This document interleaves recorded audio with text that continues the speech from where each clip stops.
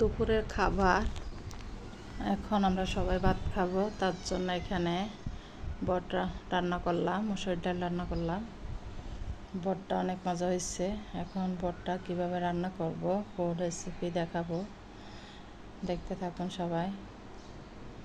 ভালো লাগলে like comments করবেন।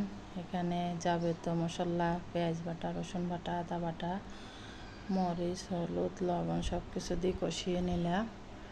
দেখাই নাই, একটু একটু দেখাচ্ছি। এখন ফ্রিজে রাখা বটটা দিয়ে দিলাম। দেওয়ানোর পরে এই যে ফুল রেসিপি দেখাই নাই, এখন কষানো হয়ে গেছে, একদম লাল লাল করে ফেলবো। গরম ভাতের সাথে খেতে অনেক মজা। এটা কালোটা বট, আর যেটা চিকনটা এটা রেখে দিছি। মাশাল্লাহ, আমার বটটা দেখেন একদম লাল হয়ে গেছে, আরও লাল করে ফেলবো।